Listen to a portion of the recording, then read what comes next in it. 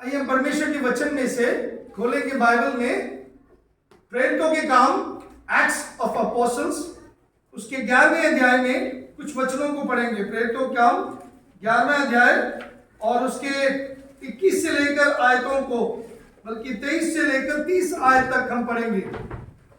प्रेरितों के काम 11 अध्याय 23 से 30 तक हम पढ़ेंगे। Acts chapter 11 versus 23 to 30।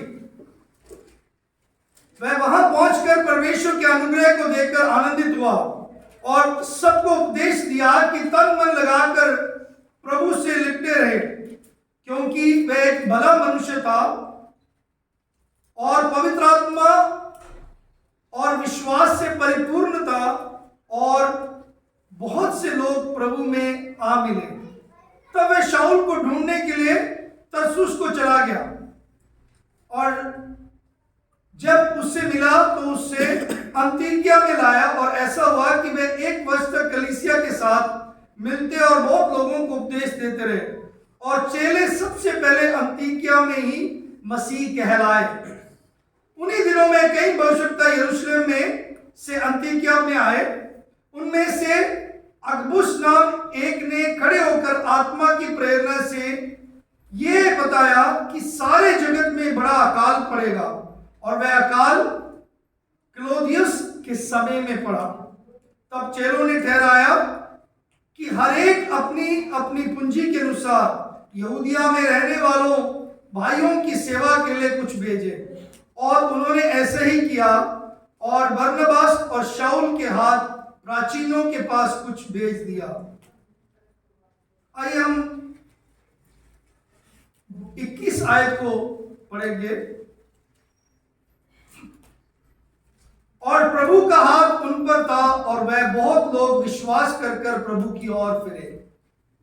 And the hand of the Lord was with them, and a large number who believed turned to the Lord। प्रार्थना में जाएंगे। प्यारे परमेश्वर, आप अपने वचन से हमसे बात करें। पवित्र आत्मा, आप हमें सिखाएं। आत्मा की परिपूर्णता से हमें बुद्धि ज्ञान दे, यीशु मसीह के नाम से आमीन। मेरे प्रियो, ये जो वचन है आज बहुत अवश्य है और बहुत जरूरी है, बहुत महत्वपूर्ण है हम सबकी जिंदगी के लिए, आज की कलीसिया के लिए, आज हमारी मंडली के लिए, आज हमारे संगत के लिए ये बहुत आवश्यक है। एक एक परिवार के लिए, एक एक व्यक्ति के लिए बहुत आवश्यक है। जो 21 आयत में हमने पढ़ा कि प्रभु का हाथ हम पर रहे। प्रभु का हाथ उन पर था। जहां पे जो हमने आयतों को पढ़ा, जो हमने वचन को जो पढ़ा, वो है अंतियोकिया में जो कलीसिया जो है उसके विषय में पढ़ा। और वहां पे जो चेले जो प्रभु यीशु मसीह पर विश्वास करते थे, मसीह जैसा उनका जीवन था, मसीह जैसा उनका स्वभाव था, मसीह जैसे वो चलते रहे, मसीह जैसे उन्होंने अपने जीवन में व्यवहार किया, इसलिए लोगों ने उनको मसीही करके बुलाया। और बाइबल में यही एक जगह है जहां पे क्रिश्चियन नाम जिक्र किया गया है। 11 अध्याय उसके 26 आयत में, चैप्टर 11 वर्स 26, जहां पे मसीहों को, चेलों को मसीही करके बुलाया गया है। क्रिश्चियंस जो करके बुलाया जाना, या क्रिश्चियन जो नाम है वो बाइबल में सिर्फ इधर हम देखते हैं, बाकी सब जगह पर बिलीवर्स है, सब कुछ है। सो अंतियोकिया के इस कलीसिया में कुछ ऐसी बात थी। वो कैसे बात थी, क्यों था, वो हम आरंभ से जब पढ़ रहे हैं वो 21 आयत में हम देख सकते हैं। इसमें लोग अलग अलग जगह से हैं, और वो समय था जब स्तिफनस के कारण क्या है, क्लेश वहां पे बहुत ज्यादा था। लोग तितर बितर हो गए, फिरते फिरते फिंकी और क्रूपुस और अंतियोकिया में पहुंचे, परंतु यहूदियों को छोड़ किसी और को वचन ना सुनाते थे। एक ऐसा समय, एक ऐसा दौर था मेरे प्रियो, हम अनुमान भी नहीं लगा सकते, इतने ज्यादा तकलीफ क्लेशों में से निकल रहे थे कलीसिया। आज भी हम कहीं भी देख सकते हैं, भारत में या कई जगह पर कलीसिया कितने क्या है तकलीफों में से गुजर रहे हैं। और आज जो जरूरी है हर एक जन के लिए, हर विश्वासी के लिए, वो ये है कि हमारे ऊपर प्रभु का हाथ बना रहना। अब आप कहेंगे प्रभु का हाथ जो है इस समय पर क्यों नहीं है, या क्यों हम इस पर मनन करना जरूरी है? क्योंकि बहुत सारे लोग आज आत्मिक तौर पर पीछे हट गए हैं, आत्मिक तौर पर आज आलसी बन गए हैं। बहुत सारे लोग, उनको ये पता नहीं, क्योंकि पहला कारण मैं आपको बताना चाहता हूं, जो आत्मिकता जो हमारे जीवन में आता है कई बार हमें मालूम नहीं रहता। शिमशोन बहुत शक्तिशाली से वो लड़ रहा था, लेकिन उसका आत्मिकता जो आत्मिक बल था उससे कम हो गया, उसको ध्यान नहीं रहा। कई बार आत्मिकता में बढ़ना चाहिए, लेकिन हम कमजोर होते हैं, हमें ध्यान नहीं रहता। क्यों? और वो ध्यान कब होता है? बहुत देर बाद, जब प्रभु के कार्य को करने के लिए कोशिश करते। चेले प्रभु के साथ चलते रहे, प्रभु के साथ साथ उन्होंने प्रभु के वचन को सुना, लेकिन जब उनकी बारी आई कि वो दुष्टात्माएं निकाले, वह रोगियों के लिए प्रार्थना करें, चंगाई के लिए प्रार्थना करें, जब उनसे नहीं हुआ, उनको पता लगा कि उस सामर्थ उनके पास उसका इस्तेमाल नहीं वो कर रहे हैं, जो प्रभु ने सामर्थ दिया, जो प्रभु का सामर्थ है वो इस्तेमाल करने के लिए, क्योंकि वो आत्मिक तौर पर उस समय कमजोरी में थे। मेरे प्रियो, बहुत सारे समय पर हम अपने हृदय के, अपने मन के हालातों को हम नहीं समझते, और बाद में पता लगता है जब हम अपने जीवन में गिर जाते हैं कि हम कमजोर हो गए हैं। कई बार ये कारण क्या होता है? जब हम घमंड में, सेल्फ पिटी में, या फिर सेल्फ सेटिस्फैक्शन में जीते हैं। बहुत सारे लोग अपने आप को बहुत ज्यादा वो करते हैं, तरस खाने के लिए अपने आप को बोलते हैं, अरे मेरे पास कुछ नहीं है, मेरे पास नहीं है, मैं लुट गया, मैं लुट गई, ऐसे करते रहते हैं। इसको बोलते हैं सेल्फ पिटी। और कुछ लोग हैं जो बहुत घमंडी भी होते हैं। ऐसे लोग भी जो अपने जीवन में प्रभाव किसी के ऊपर नहीं डालते। कारण यह है कि प्रभु का हाथ जो है वो जरूरी होता है। मेरे प्रियो, नए नियम में जब हम इस वचन को पढ़ रहे हैं, प्रभु का हाथ है, मेरे प्रियो, बाइबल में प्रभु के हाथ के विषय में मैं एक दो बातें बताकर आगे बढ़ना चाहता हूं। यहाँ पे क्या है?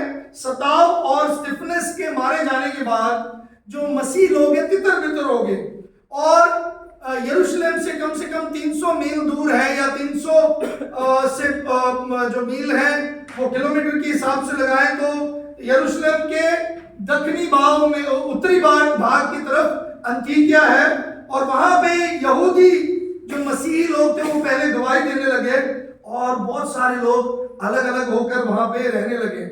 और यहाँ पे सबसे सुंदर बात यह है कि चाहे वो अलग हो गए, आज चाहे हम अलग अलग जगह पर रहते हैं, लेकिन प्रभु का हाथ उनके ऊपर था, इसलिए वो प्रभावशाली रहे, इसलिए वो बहुत ज्यादा असरदार रहे। मेरे प्रियो, आज प्रभु के हाथ इस कलीसिया पर जैसे था, मैं चाहता हूं हमारे कलीसिया के ऊपर हो, हमारे परिवारों के ऊपर हो, हमारे व्यक्तिगत जीवन पे हो। वो हमारा जीवन एक गवाही की तरह हो, हमारे जीवन एक दूसरों के लिए एक दीवट की तरह हो, हमारा जीवन दूसरों के लिए रोशन देने वाला एक लाइट हाउस की तरह हो। इसलिए जरूरी है कि हम जाने कि हमें क्या आवश्यक है। सो पहली बात 21 आयत में क्या है? प्रभु का हाथ उन पर था। प्रभु का हाथ उन पर था। प्रभु के हाथ के विषय में अगर देखें मेरे प्रियो, बाइबल में 39 दफा 39 टाइम्स 39 दफा जिक्र है प्रभु के हाथ के विषय में, और 36 दफा तो पुराने नियम में है, और 3 दफा नए नियम में देख सकते हैं। और ये सारे रेफरेंस जो है, ये सारे आयतें, ये सब बातें ये सिखाते हैं कि प्रभु का हाथ जो है वो होने का मतलब है प्रभु संग है, प्रभु उसमें है, प्रभु कार्य करता है। कुछ बातों को देखते हैं, प्रभु के हाथ का मतलब क्या है, या प्रभु के हाथ से हम क्या सच्चाई देखते हैं। What we mean by the hand of the Lord, या फिर what is the hand of the Lord mentioned in these verses and what we can learn from that। इन आयतों से या ये जो जिक्र किए गए बाइबल में प्रभु का हाथ होने का मतलब क्या है, उसको समझना बहुत जरूरी है। मेरे प्रियो, पहली बार जब हम देखते हैं बाइबल में जो प्रभु के हाथ के जिक्र है, वो पहला जो जिक्र है वो निर्गमन के पुस्तक में है, यहोशू के पुस्तक में है। उसके विषय में हम मनन करेंगे। तो पहली बात मैं आपको बताना चाहता हूं, जो पहली सच्चाई है प्रभु के हाथ के विषय में, वो ये है कि प्रभु का हाथ सामर्थी हाथ है। हालेलुया। प्रभु के हाथ मेरे प्रियो वो शक्तिशाली है, वो बहुत ज्यादा भारी है, वो इतना सामर्थी है कि वह यरदन नदी को 2 बार कर दिया था। आज प्रभु का हाथ हमारे ऊपर है, तो हमारे सामने यरदन जैसे नदी के उस अवस्था में से अगर हम गुजर रहे हैं, मेरे प्रियो प्रभु का हाथ इतना सामर्थी है कि उसको वो सुखा देता है। योशू के पुस्तक 4:20 से जब हम पढ़ते हैं 24 तक, वहां पे देख सकते हैं कि जब वो यरदन नदी में से निकल रहे थे, उसकी 24 में लिखते हैं कि सारी पृथ्वी के लोग ये जाने, क्या जाने, कि प्रभु का हाथ मेरे प्रियो उनके ऊपर था। और उन्होंने क्या किया, वो पढ़ते हम योशू के पुस्तक उसके 4 अध्याय उसकी 24 आयत को निकालें, जल्दी से जल्दी निकालें। योशू की पुस्तक 4 अध्याय उसकी 24 आयत जल्दी निकालें।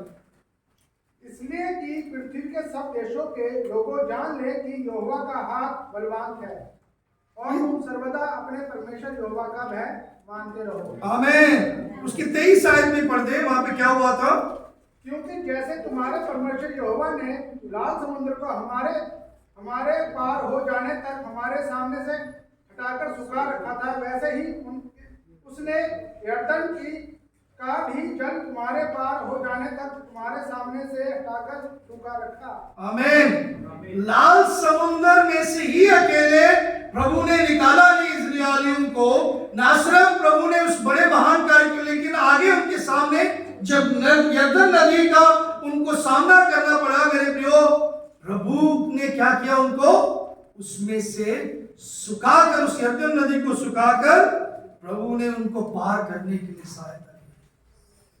प्रभु का हाथ सामर्थी है। हालेलुया। प्रभु का हाथ हमारे लिए सामर्थी है कि वो उस हाथ के उस सामर्थ के कारण हम उससे भय माने।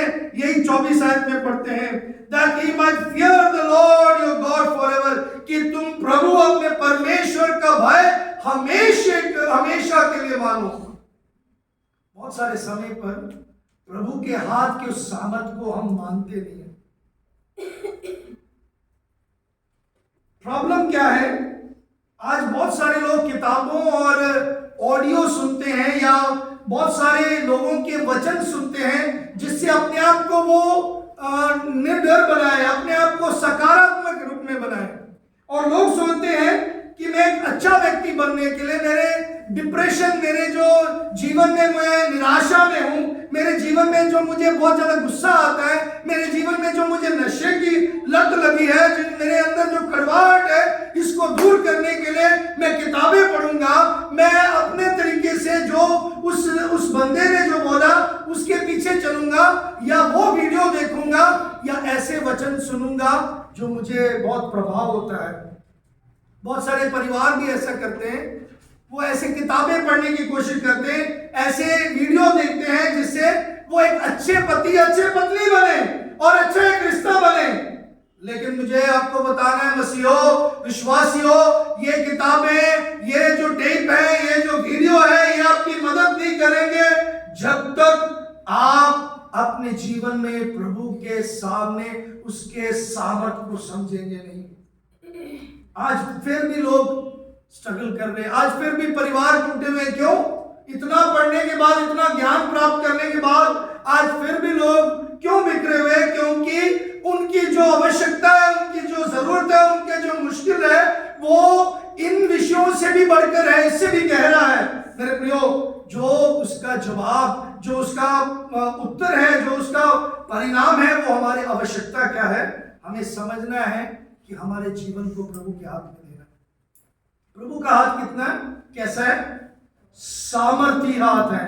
उसका हाथ शक्तिशाली है कि वो हमारे सामने यरदन को भी सुखा देता है। ना सिर्फ ये बात, प्रभु का हाथ इतना सामर्थी है, अय्यूब बोलता है, अपने दोस्तों को बताते हैं कि वह सृष्टि में इतना सामर्थ्य है कि सचमुच मेरे प्रियो, जब वो बोलते हैं कि तुम जानो नहीं कि ये सब कुछ तो परमेश्वर ने बनाया, वो बनाना भी जानता है और बिगाड़ना भी जानता है। मतलब उस परमेश्वर के हाथ में सब कुछ है।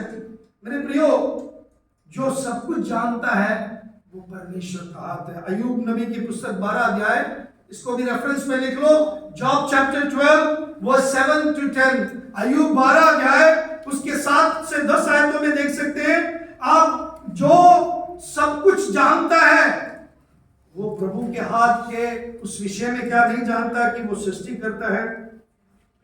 मेरे प्रियो, प्रभु सामर्थी है, उसका हाथ सामर्थी है। इस बात को जानने के लिए और एक और बात समझना जरूरी, इस सत्य को समझने के लिए द अनदर ट्रूथ, जो दूसरी सच्चाई ये है कि प्रभु का हाथ मेरे प्रियो इसलिए सामर्थी है क्योंकि वह उसके हाथ में अधिकारियां भी है। उसके हाथ में अधिकारी है। नीति वचन उसका 21 आयत और उसकी पहले 21 अध्याय पहली आयत, प्रोवर्ब्स चैप्टर 21 वर्स 1, वहां पे ऐसे बताया कि राजा का हृदय परमेश्वर के हाथों में है जैसे नदी के पानी है। मेरे प्रियो, जो दूसरी सच्चाई हमें जानना है कि प्रभु का हाथ किस तरह सामर्थी, ना सिर्फ वो इसलिए सामर्थी है कि वह हमें हमारे सामने सुखा देता है, वो सृष्टि में भी सामर्थी है, वो क्रिएशन में सामर्थी है, बल्कि वो अधिकारियों को भी अपने हाथ में रखता है। 21 का पहले आयत आपको समझ आया कि जहां वो चाहता है, जिस तरफ वो चाहता है उस तरफ को उसको फेर लेता है। प्रभु जानता था फरोह के हृदय उसके हाथ में था। फरोह को प्रभु जानता था, उसका हृदय उसके हाथ में था, परमेश्वर के हाथ में। इसलिए प्रभु ने बार बार उसके दिल को कठोर किया। God hardened the heart of Pharaoh because the heart of Pharaoh was in God's hand.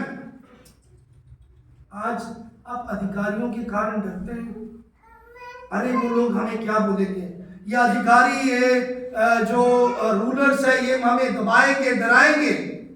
इसलिए आज अधिकारियों के कारण बहुत सारे लोग विश्वास से पीछे हटते। फिर प्रभु का हाथ उनके ऊपर नहीं है। याद रखना, जो अधिकारी है, जो राजा है, जो भी जितने जन अधिकार में हैं, जो राज्य कर रहे हैं, उनका हाथ, जो उनका मन जो है प्रभु के हाथ में है। मेरे प्रियो, इसलिए क्या करना चाहिए हमें? पहले पत्रस में बताया गया उसके 5 अध्याय में, उसके 6 और 7 आयत में, परमेश्वर के बलवंत हाथों के बीच में अपने आप को दीन करो। क्या करें? Humble thyself, humble yourself under the mighty hand of God. The mighty hand of God, we need to humble ourselves. प्रभु का जो सामर्थी हाथ है, प्रभु का हाथ जो शक्तिशाली है, उसके नीचे हमें अधीन रहना है। उसको समझकर मेरे प्रियो हमें हमेशा नम्र रहना है और वो सही समय पर हमें उठाएगा। ना सिर्फ ये बात कि प्रभु का हाथ सामर्थ्य है, बल्कि प्रभु का हाथ क्या है? वो बहुत ज्यादा इतना भयानक है उसके शत्रुओं के विरुद्ध। आज यहां बैठे हुए बहुत सारे लोग डरते हैं, या आप किसी बात से भयभीत हैं। मेरे प्रियो, मैं आपको बताना चाहता हूं, परमेश्वर का हाथ उसके शत्रुओं के सामने इतना भयानक है, इतना डरावना है कि वह उससे डरते हैं। मैं आपको उत्साहित करना चाहता हूं, प्रिय विश्वासी भाई बहनों, प्रभु का हाथ सचमुच उसके शत्रुओं और उसके जो शत्रु है, जो उसका विरोध करते हैं, उनके लिए वो भयानक है। The hand of the Lord which is mighty is dangerous against his enemies. कैसे देख सकते हैं? निर्गमन की पुस्तक उसके 9 अध्याय 1 से 4 आयतों में अगर पढ़ते हैं, निर्गमन की पुस्तक 9 अध्याय 1 से 4 में हम देख सकते हैं, जब परमेश्वर ने न्याय को भेजा, जब परमेश्वर ने न्याय को भेजा तो परमेश्वर का हाथ किसके ऊपर था? पढ़िए वो 9 अध्याय निर्गमन की पुस्तक 9 अध्याय 1 से 4 आयतों में हम इस तरह पढ़ते हैं। फिर यहोवा ने मूसा से कहा, फिरौन के पास जाकर कह कि इब्रियों का परमेश्वर यहोवा तुझसे इस प्रकार कहता है कि मेरी प्रजा के लोगों को जाने दे कि वह मेरी उपासना करे, और यदि तू उन्हें जाने ना दे अब भी पकड़े रहे तो सुन, तेरे जो घोड़े, गधे, ऊंट, गाय, बैल, भेड़, बकरी आदि पशु मैदान में है उन पर यहोवा का हाथ ऐसा पड़ेगा कि वह बहुत भारी मरी हो। याद रखो, परमेश्वर का हाथ इतना भारी है, इतना भयानक है उसके शत्रुओं के विरुद्ध। आप और मैं दया में है, आप और मैं अनुग्रह में है। We are in the grace of the Lord. That's why we are really experiencing very good time in our life. आज हम प्रभु के हाथ के बारे में ध्यान नहीं देते हैं। प्रभु का हाथ सामर्थी है, प्रभु का हाथ भयानक भी है। मेरे प्रियो, ना सिर्फ इस बात में बल्कि पहले सैमुअल उसके 5 अध्याय 1 से 7 आयतों में भी देख सकते, अभी समय नहीं है, वहां पे भी परमेश्वर का हाथ इतना भारी हुआ कि फिलिस्तीनियों ने जब आया उसके हाथ इस प्रकार भारी हुआ कि उनको मार गिराया। So deadly, so dangerous for the enemies. शत्रुओं के लिए बहुत भयानक है। आज आप किसी बात से डरते हो, आज आप किसी वस्तु से डर रहे हो, आप आज किसी समाज से डर रहे हो, किसी जन से डर रहे हो, या किसी भी ऐसे विषय के बारे में आप भयभीत है। मेरे प्रियो, ध्यान रखिए, उससे नहीं डरना, भयानक प्रभु के हाथ का ध्यान रखिए, उस सत्य को जाने। और प्रभु का हाथ वहां पे लिखा है पहले सैमुअल में, अशोदाद के ऊपर था और उसने सब कुछ नाश कर दिया। मेरे प्रियो, इसलिए भजन संहिता 75 में हम उस गवाही को पढ़ते हैं जो प्रभु ने दिया कि अपना सींग बहुत ऊंचा मत करो, ना सिर उठाकर टिढ़ाई की बात बोलो, क्योंकि बढ़ती ना तो पूरब से, ना पश्चिम से और ना जंगल की ओर से आती है, परंतु परमेश्वर ही न्यायी है, वह एक को घटाता दूसरे को बढ़ाता है। यहोवा के हाथ में एक कटोरा है जिसे मैं का दाख मधु झाग वाला है, उसमें मसाला मिला है और वह उसमें से उंडेलता है। निश्चय उसकी तलछट एक पृथ्वी के सब दुष्ट लोग पी जाएंगे। ये चेतावनी है। आप और मैं आज शायद कई बार बहुत कमजोर समझ रहे अपने आप को कि हमें तो लोग दबाते हैं, हमें तो लोग सुनते नहीं, हमारे विश्वास के अनुसार इस संसार के लोग बहुत भारी हैं, बहुत ज्यादा ऊंचे उड़े हुए हैं। कोई बात नहीं, मेरे परमेश्वर के वचन में लिखा, उसका वायदा क्या है कि जो ऊंचा अपने आप को सींग करता है, जो घमंड करता है, प्रभु उसको, कि प्रभु का हाथ बहुत भारी है। हालेलुया, प्रभु का हाथ भारी हाथ है। इस हाथ के लिए प्रभु का धन्यवाद करें कि वह हाथ हमारे ऊपर बना रहे। मेरे प्रियो, ना सिर्फ ये बात, प्रभु का हाथ ना सिर्फ भारी है, ना सिर्फ वो भयानक है उसके शत्रुओं के लिए, मेरे प्रियो, वो उसका हाथ वो अपने सेवकों की मदद भी करता है।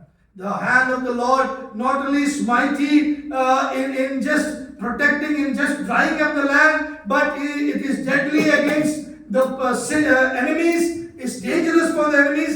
Same time, his hand is very much helpful for the servants of his service. उसकी सेवा में जो उसके सेवादार हैं उनके लिए बहुत मदद है उसका हाथ। मेरे प्रियो, जब हम पढ़ते हैं एलिया नबी, जब वो प्रभु के हाथ को उसने तब जाना, मेरे प्रियो, हम पढ़ते हैं उस बात को इज़रा के पुस्तक में पढ़ते हैं, और इस बात को हम राजाओं के पुस्तक में भी पढ़ते हैं कि वहां पे परमेश्वर के हाथ, उन्होंने इस बात को समझा कि उनके साथ, पहले राजा 18 अध्याय उसके 44 से 46, first Kings chapter 18 verse 44 to 46, first Kings chapter 18 verse 44 to 46। प्रभु के हाथ ने एलिया को बल दिया कि वह अहाब के रथ के पीछे भागे। कितने?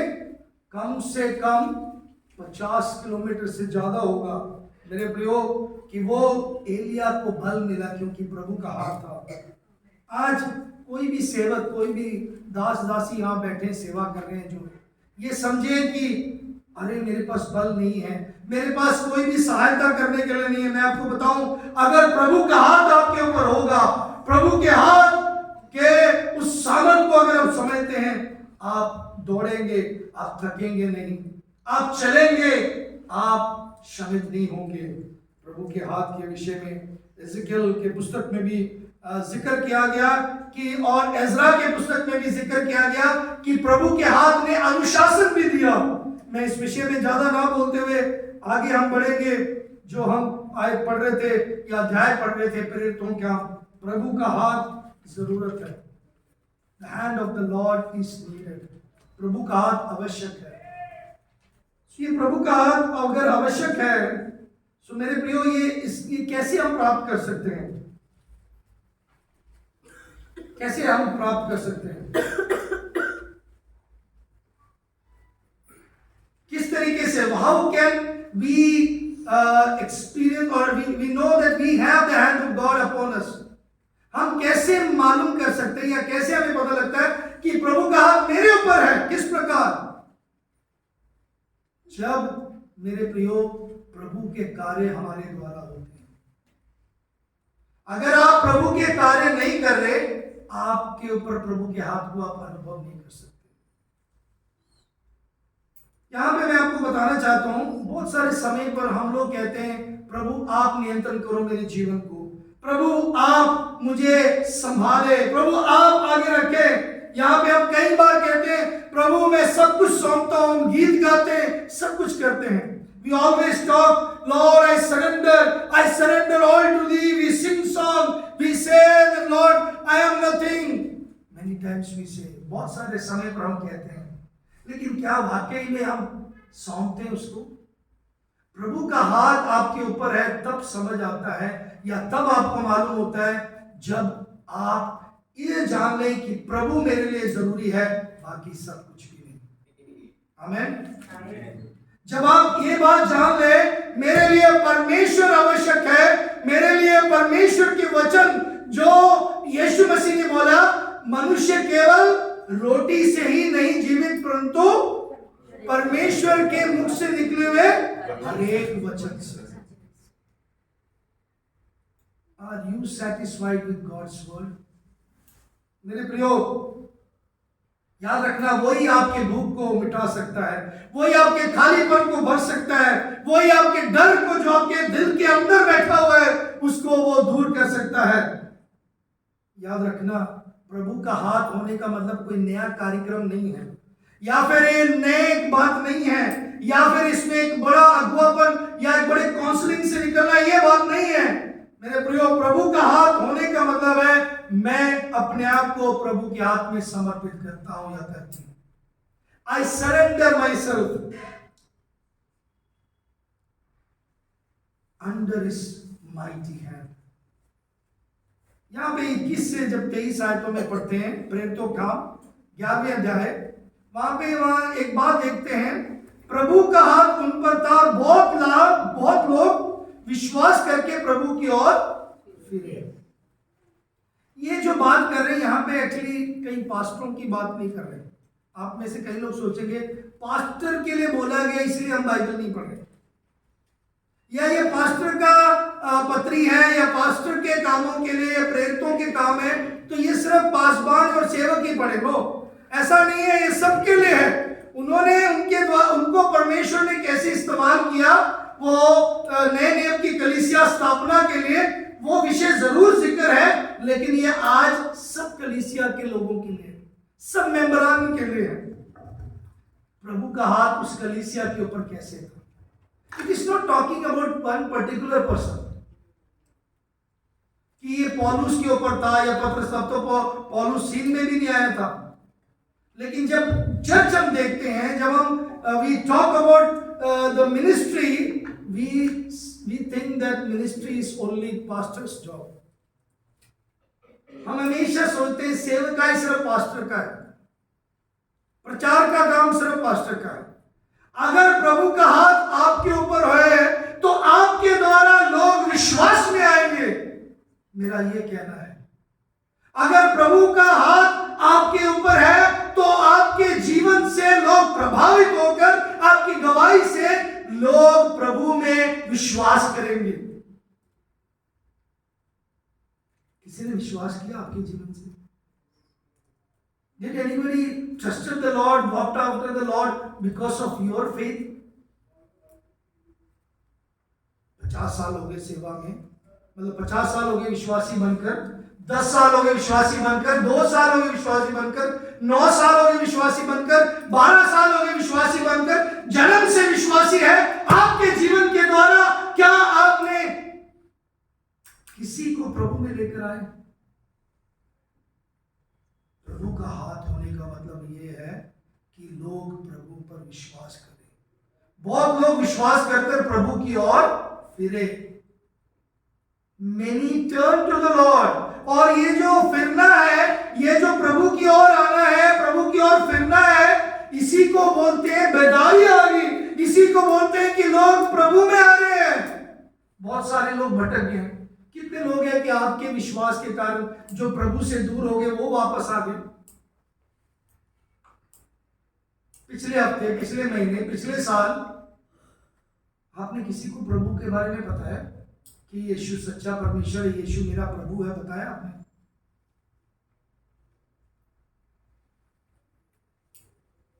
Have you shared?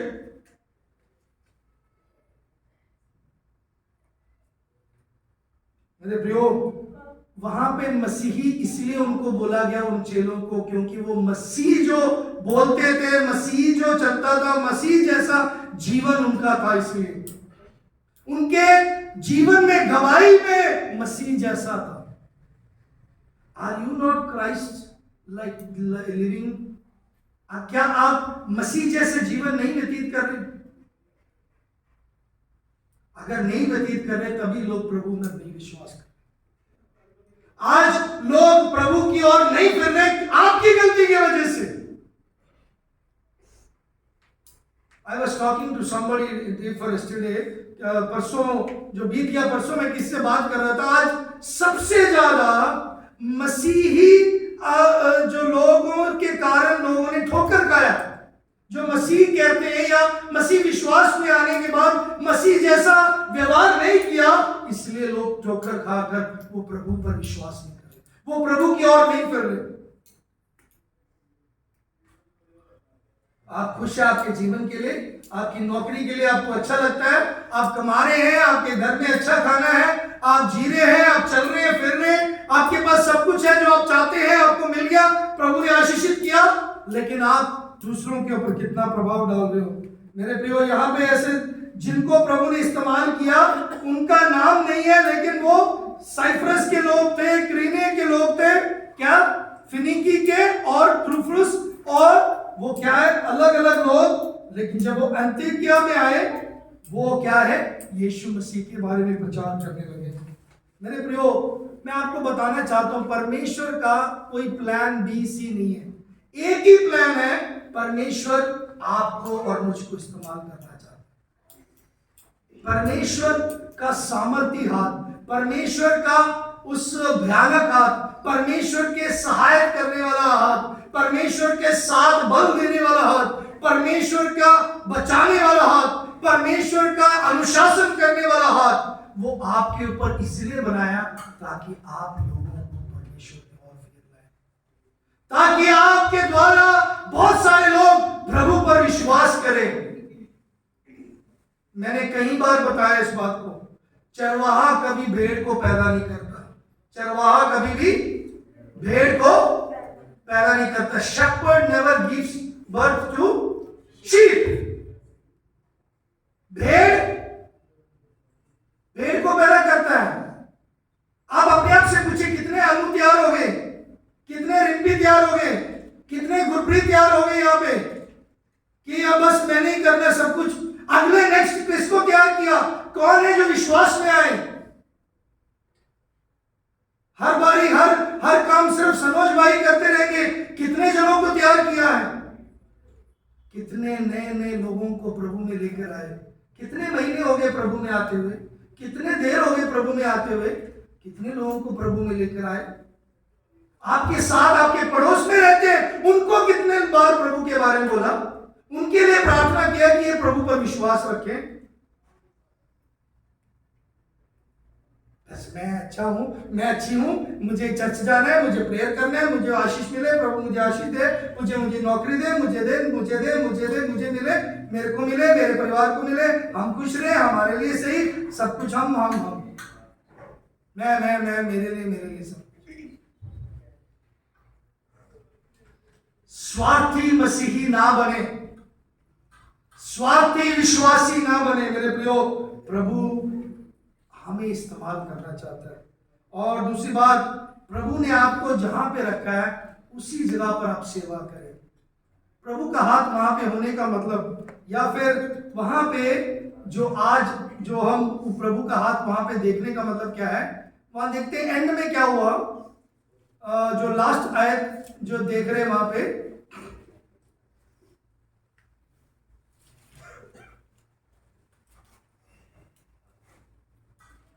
वहां पे क्या पढ़ते हैं? और उन्होंने ऐसे ही किया, बरनबास और शाऊल के हाथ प्राचीनों के पास कुछ भेज दिया। कलीसिया मिलकर कार्य करता है। कलीसिया का इकट्ठ का जो भेंट है उन्होंने उसको भेजा। वहां पे ये नहीं लिखा कि पास्टर ने इकट्ठा किया, उन्होंने, प्लूरलिटी, बहुवचन है वहां पे। कलीसिया हमेशा इकट्ठे रहा है। अगर एक कलीसिया में आप हैं, अगर आप विश्वासी हैं, अगर आप कलीसिया की सेवा के लिए उपयोग नहीं हो रहे, प्रभु के हाथ, उस सामर्थ्य हाथ को आप समझ नहीं रहे मेरे प्रियो, अगर जिस बात के लिए परमेश्वर ने आपको उधार दिया, जिस विषय के लिए प्रभु ने आपको गिफ्टिंग किया, अगर आप वो नहीं कर रहे मेरे प्रियो, आप अभी भी अन्य अज्ञातता में जी रहे हो। एक परिवार के रूप में, व्यक्तिगत के रूप में, क्या आप सचमुच प्रभु के हाथ का अनुभव करते हुए जीने वाले मसीह हो? Are you a revived Christian? Are you turn to the Lord Christians? क्या आप ऐसे मसीह हैं जो प्रभु की ओर फेरने वाले और फिरे हुए मनुष्य हैं? बिकॉज अगर आप पढ़े वहां पे 22 आयत में 21 के बाद, तब उनकी चर्चा यरूशलेम की कलीसिया के सुनने में आई और उन्होंने बरनबास को अंतियोकिया में। ये किसके बारे में लिखा है? अंतियोकिया की कलीसिया के बारे में। अगर हमारे कलीसिया के बारे में, हमारे जीवन के बारे में लोग चर्चा नहीं सुन रहे, या हमारे जीवन के विषय में नहीं मालूम किसी को, इसका मतलब हम लोग ऐसे ही संडे को समय व्यर्थ कर रहे हैं।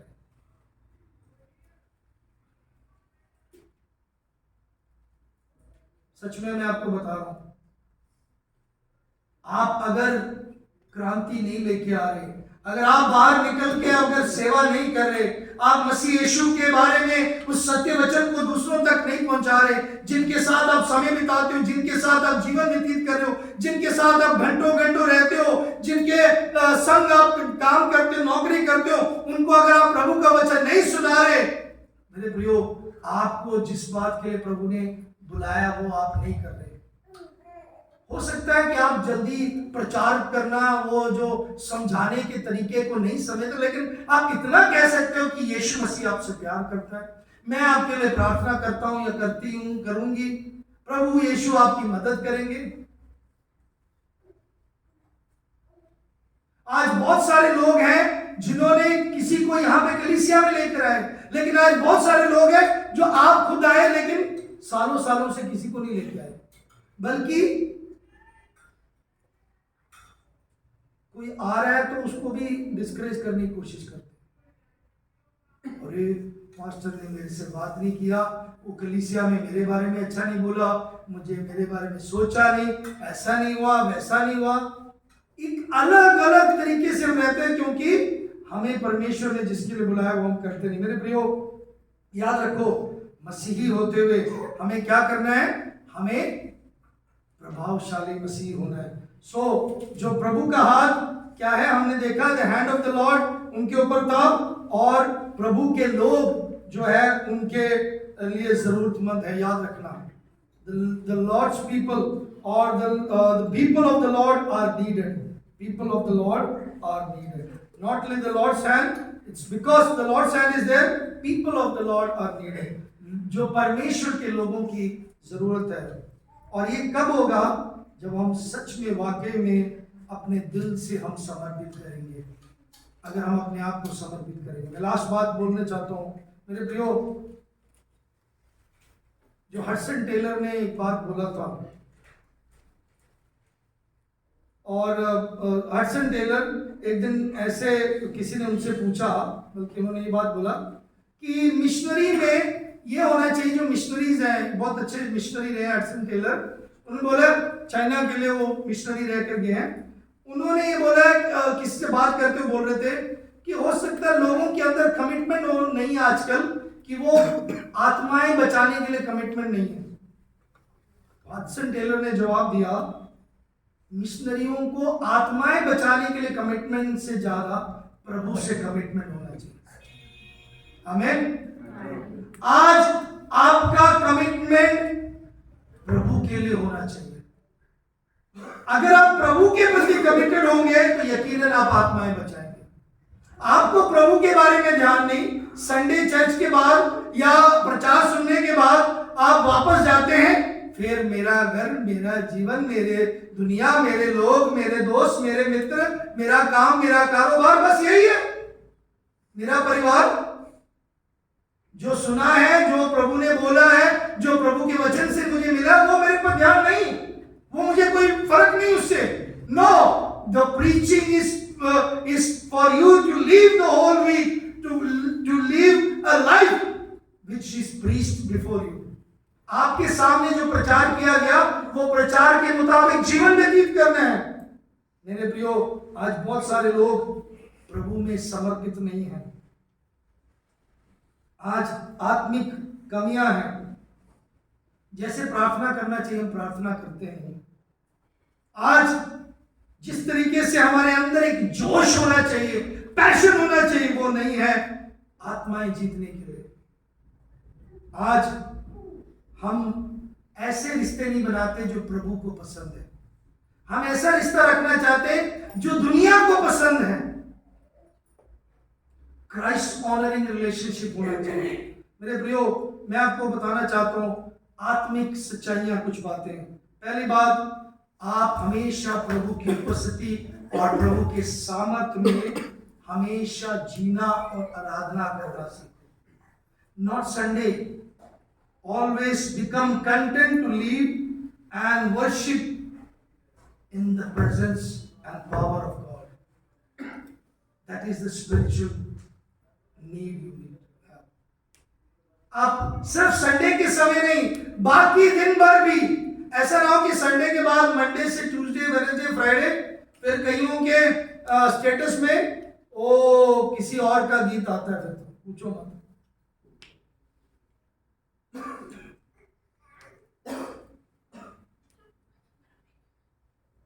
कारण ये है कि आपके जीवन में आप जो आराधना है उसमें जी नहीं रहे. आराधना सिर्फ ये गीत गाना, साज बजाना, 2 घंटे में जो आधा घंटा जो हम समय बिताते, वो आराधना नहीं है अकेले. आराधना जो है वो प्रतिदिन आप प्रभु के सम्मुख उसकी मर्जी में अपने आप को समर्पित करते, वो है आराधना. उसको जो महिमा देना है, उसको जो आदर देना है, वो है आराधना, जो दिन प्रतिदिन जब आप जी रहे हो. याद रखो, जिस तरीके से हमें, दूसरी बात, ना सिर्फ जीना और आराधना करना, दूसरी बात, जैसे हमें प्रार्थना करना चाहिए हम वैसे नहीं प्रार्थना करते. तीसरी बात, हमारे अंदर कोई भी जोश नहीं है आत्मा जीतने के लिए. किसी को प्रभु के बारे में नहीं बताते. क्यों? हमें खुद हर्ष नहीं है प्रभु के विषय में.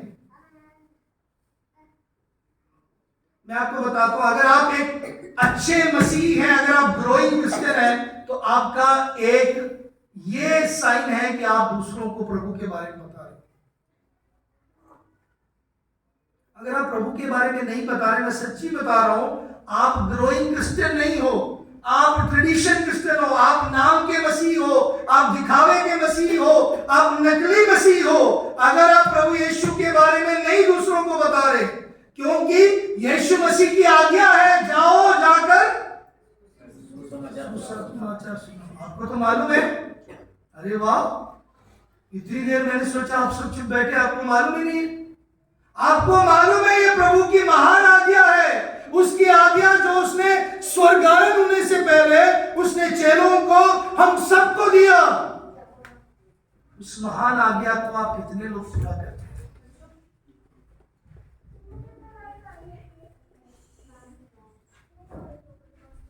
मेरे प्रियो,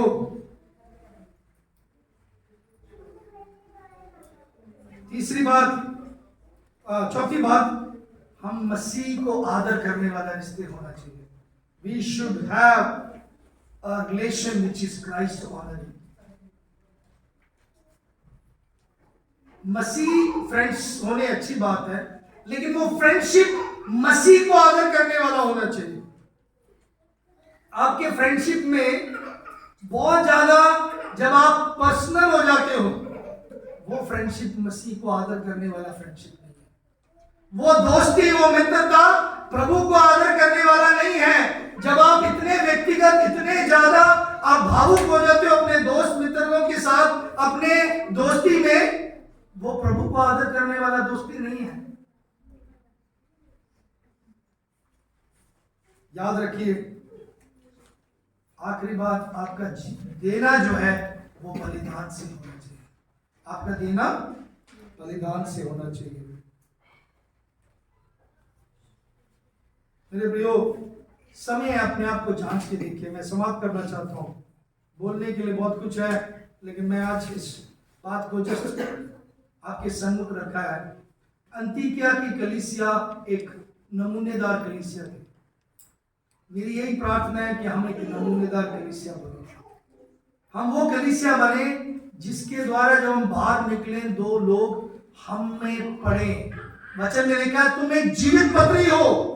लोग हमें देखें, लोग हमें इससे पूछें, हाँ जी आप ऊपर क्या करने गए थे, क्या किया, या क्या मिलता है आपको करने से, कहां जा रहे हो, आपने क्या पाया। सबसे पहला सवाल, क्या आपने सचमुच यीशु के साथ रिश्ता बनाया? Are you saved? Have you really made a relationship with the Lord? Are you enjoying your relationship with the Lord than any other relations? मैं बहुत आनंदित और बहुत हर्ष होता हूँ। I am so excited when people talk about Jesus because He is my true and best friend. क्योंकि वही मेरा सच्चा और बेहतरीन मित्र है। उसके अलावा कोई और नहीं है मेरे लिए। वो मेरा सबसे अति प्रिय मित्र है। मेरे इस संसार के जितने दोस्त मित्र हैं, उससे भी अति प्रिय मित्र वो है मेरे प्रिय, क्योंकि उसके साथ मेरा संबंध है।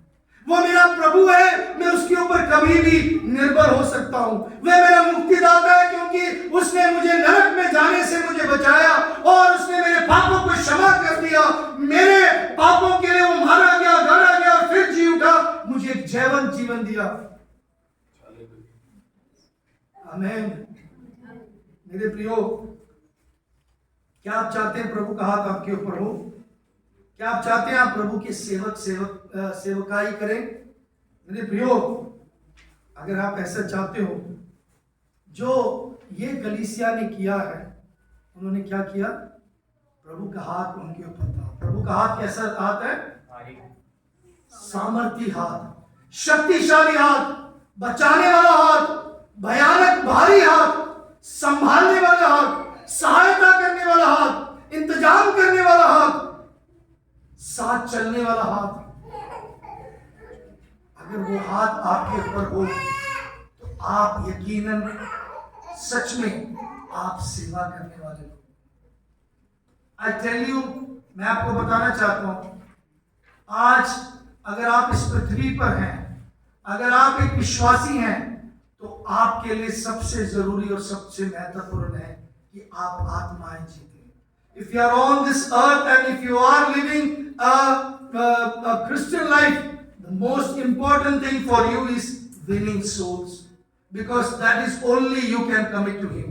केवल वही है जो आप उसको सौंप सकते हो। आइए हम अपने सिरों को झुकाएं।